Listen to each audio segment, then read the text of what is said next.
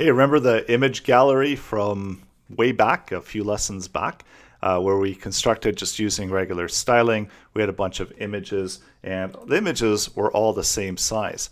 So I'm going to do something to that code, and I'm going to update the size of the images. So they're no longer going to be all nice and neat and consistent.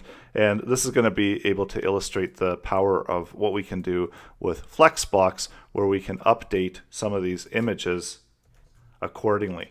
So we're going to redo this and using Flexbot. So right now with the typical CSS styling, it's still trying to stack it within the right columns, and we've got all this spacing, and essentially it looks kind of ugly.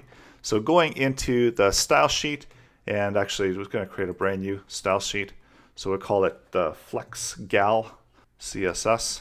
And if you don't have the source code for the image gallery, you can go over to dummyimage.com and generate some images.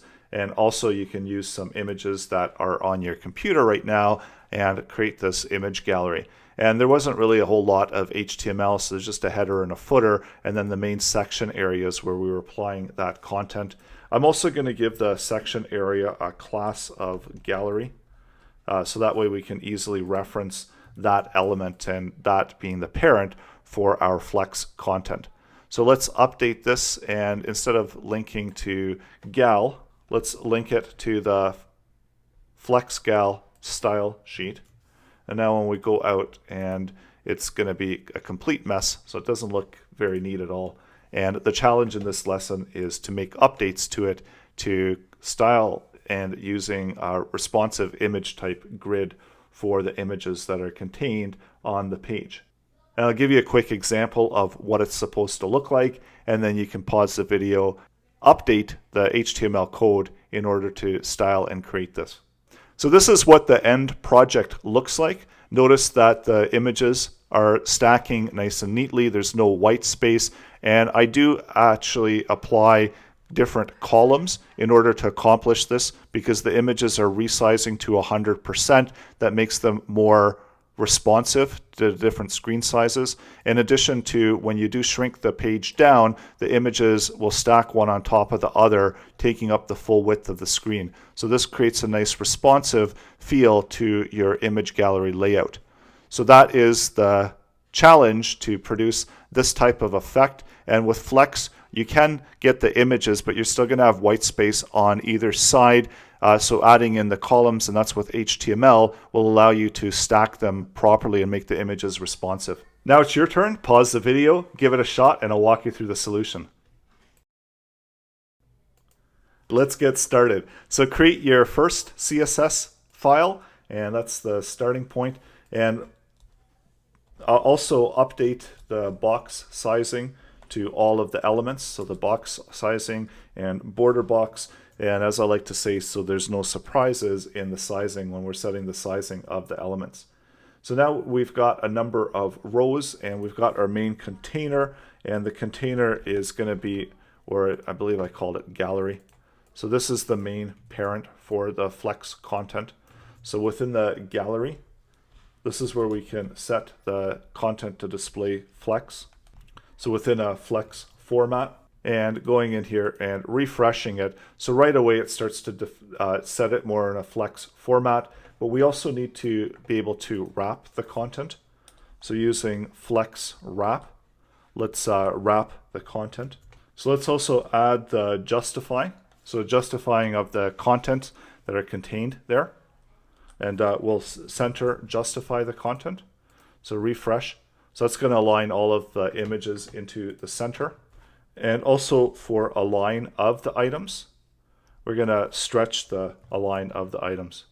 So far, so good, but we still have one problem. And if you do want to fix this where the images are going to be flush to the left and to the right hand side, then you need to create columns for the content that's being displayed. So this is something that you would do within the HTML. You could also select the images, and for the images set up a width of 100%, and that will make them responsive. But the problem is that when we set up a width of 100%, all they do is take up 100%. And in order to make them flush, we need to add in some columns and manually within the HTML. So going into the HTML where we've got the images, That's going to clean up the code, and we've got a number of images, so all one after the other. So let's add in another element. So that way will allow us to divide up the content. So whatever images we want in each column, we can add them this way. So I'll do another column here and that column. So this one might have more images, and adding in another column. And this one might only have the 2 images. So we still have the flex item where we have the wrap, but we're also going to add in the columns, and this is going to help divide up the content. We had initially created 3 columns in there, so let's set the width for these columns to be 33.3%. So let's see what this looks like now. So now it's starting to stack the images a little bit neater, and there's a number of styling properties we can still apply, and it's removed out all of the white space that we had earlier. We might also want to add in the ability to update the way that the columns are behaving. So let's also add in some padding so we have a little bit of space between the image and the side, and I'll just do a 5 pick of padding.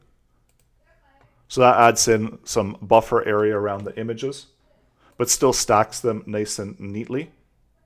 And instead of width, I'm going to use flex to set it at 33% for each one of them. So now they're going to stay and resize. And you can also add in the ability to have a media query. So if, for instance, the size and making it responsive, so adding in the media query using the @media, and let's set a max width of 680 pixels.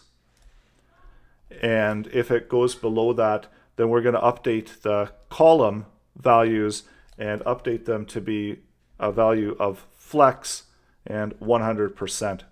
So resize once again, and let's try resizing the screen. And once we get to the smaller screens, then we're just stacking the images on top of each other. So let's finish up this. So we've got a header and footer. So let's apply some properties to the header and footer. Header and footer. And we'll text align center. Set the font size to be fairly large.